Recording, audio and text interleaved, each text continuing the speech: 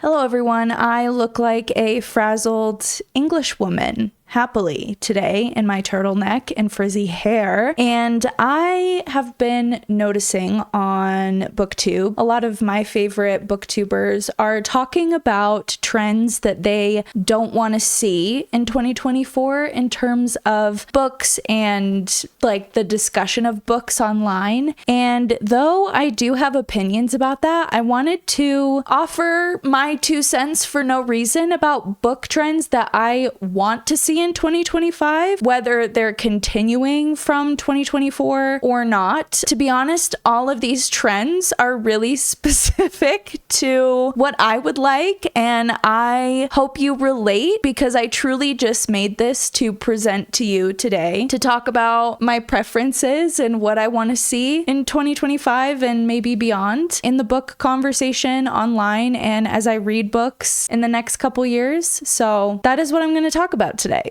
These are the book trends I want to see in 2025 presented by me. Presentation number 1, because maybe I will do more of these because I enjoy them. I'll put myself here.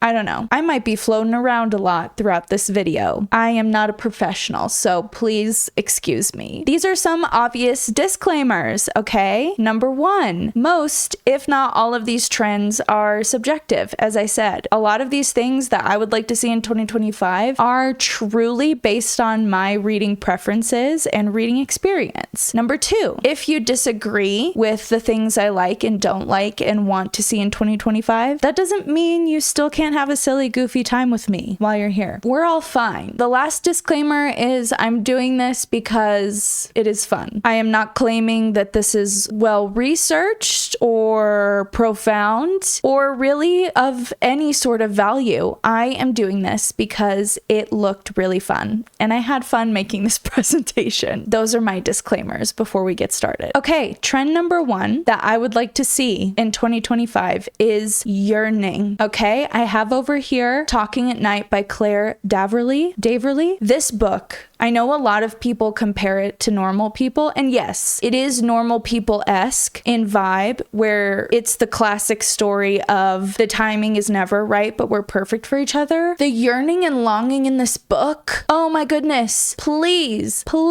I want the timing never to be right. I want more La La Land endings, which I know is a hot take because apparently I love to be in pain.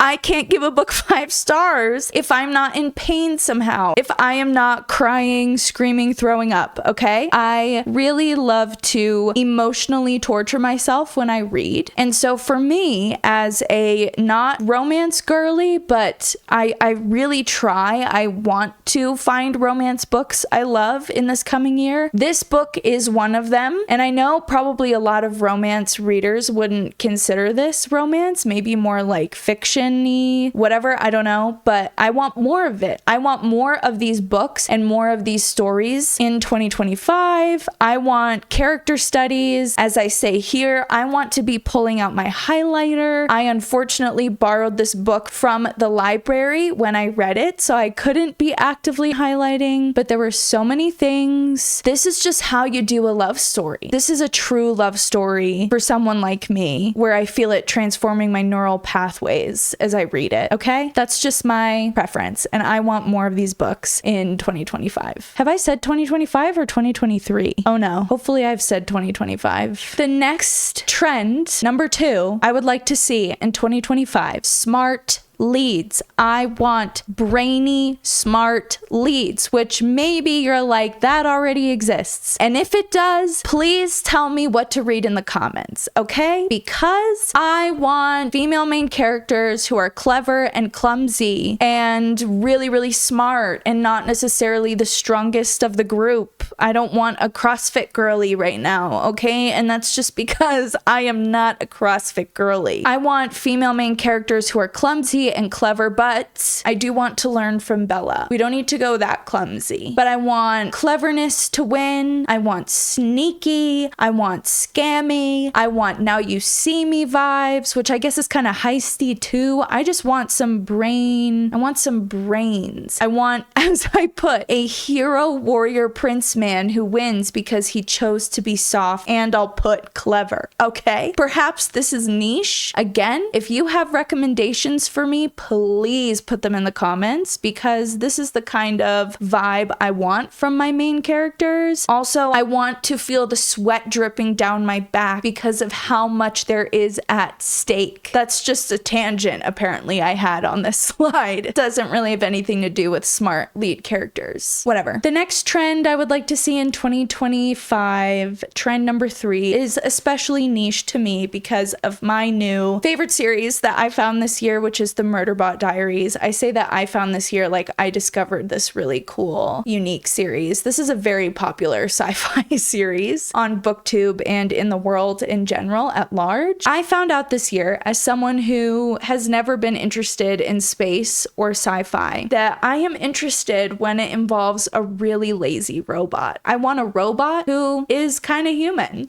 I want a robot who's bad at being a robot because he just wants to watch TV all day. I want a lazy, cozy robot who is experiencing some found family. I want robots who don't care about anything, but not because they want to take over the world, because they want to have some pals and some friends forever. I also really enjoyed reading Clara and the Sun this year, which has a similar, a little bit more of an eerie robot companion vibe. I know we got the cozy fantasy. I know we got the whole Legends and Lattes vibe. I am begging for some sci-fi versions of this because I also read a graphic novel called The Infinity Particle, which is also more sci-fi-y, and I just found out that this is a niche genre that I thoroughly enjoy, and I want more of it. Any sci-fi authors who happen to be watching this, please continue. Okay, I had to move myself over a little bit. The full text on the left says Frederick Bachman era. I want a Frederick Bachman era in 2025. I think we're already heading there, but I love Frederick Bachman and I love his types of books, which I guess is just classic contemporary lit fiction, but I want stories about humanity, and I want stories about elderly friendships and town dysfunction, and I want side characters that I would die for. I want to feel so connected to a world that is real and rich and not fantasy, and I think we might be heading in that direction. I'm all for fantasy still, by the way. I'm still gonna be, it was my most read genre in 2024. I am just ready to, I think this just has to do with the theme of me loving books that cause me pain. Yeah, but I want real stories again, things that feel like the types of books I put on the screen as examples. I want the Frederick Bachman floodgates to open.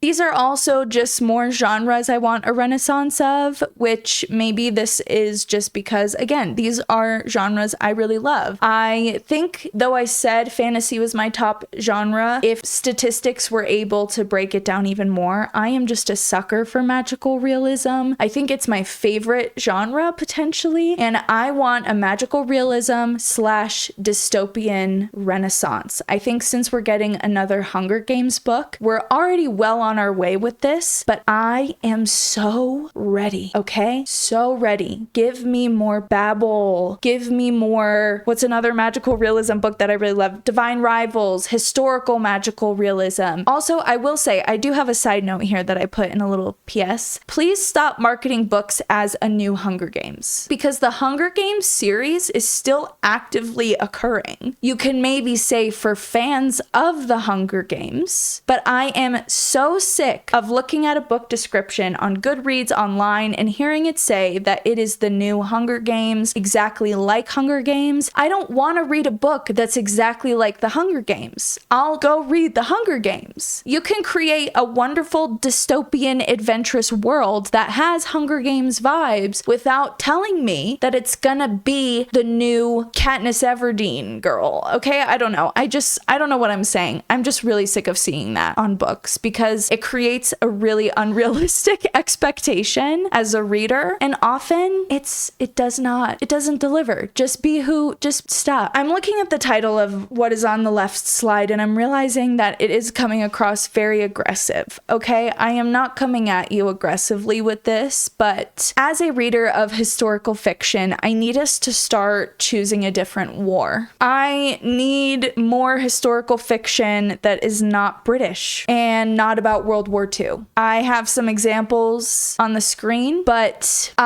what about even cowboy historical fiction? There's a lot of paths we can go down, but I just need a break, which I can just actively choose not to pursue these books. Just for 2025, I just need a book I need to not hear about a book that's about the British militia or World War II. All the peace and love, truly. But give me a book about the Cold War. And if you have recommendations, please. Maybe I'm just bad at researching. Again, this is no hate. All wars are important. Again, I feel like I'm digging a hole with myself here because of course I care about the history of World War II. If we are going to write historical fiction about Britain, the British, I want to hear about colonialism.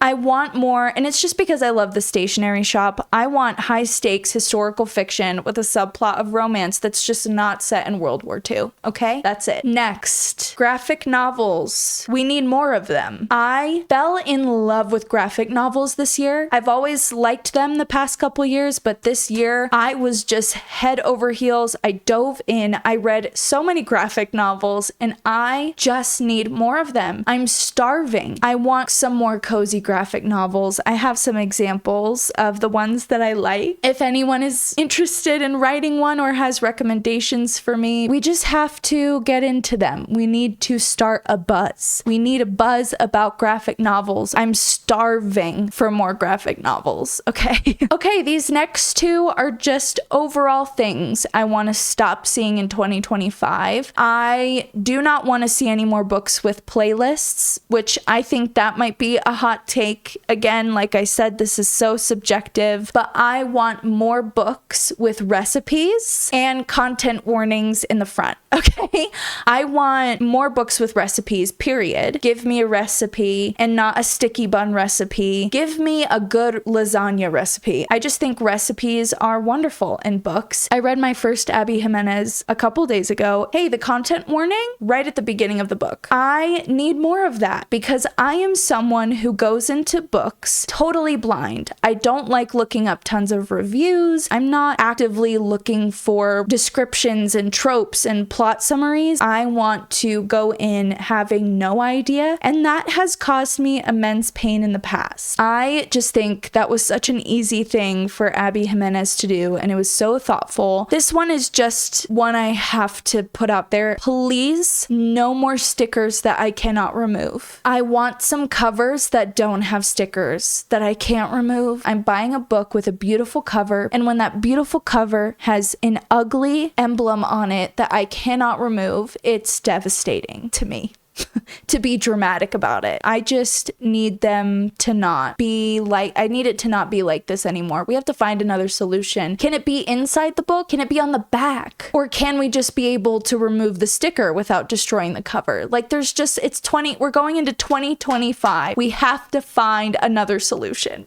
The last trend I would love to see in 2025, I included my own book on this slide to boost my own self-confidence, even though I'm very fragile. Self-help, it is a genre I am a part of. I just think we can do so much better. I think we can create interesting narratives and stories that are about things that are real, like Wintering by Catherine May, Cultish by Amanda Montell. There's just so many amazing nonfiction books that are going in the right direction, doing it right, making it interesting. And there's a lot of self-helpy business bro. When I say business bro, I just mean like Atomic Habits. I just think we can make books like that so much more interesting and thought-provoking and human. In this genre specifically, give me doodles, give me stats. My book has illustrations. Both of my books books in this genre have illustrations because it's just cuter and more fun, and you're still learning about something, a niche interest. But I just think I'm not claiming to be the best in this category by any means. I am not. It is so difficult for me to even talk about my book on this slide, but I am proud of the fact that a topic that typically maybe would be daunting for a lot of people in general, whether that's resting in difficult times, a personality system, cults, like I said, just all these different things. There's a lot of people doing it in a really fun, cool, interesting way, and I want to see more of it in 2025. Thank you for listening. I hope you can relate to any of these. If I should do another presentation of some kind, I probably will, because I really love making these. And I need an outlet. I need an outlet to be dramatic. And what better place? I hope you enjoyed my tangent, my video. This was so fun to do, and I want to do more. I hope you have a wonderful start to the new year. I'm curious to see if any of these trends will actually happen, or if this is all just stuff that I want. We might not be seeing it, but it's okay. All right,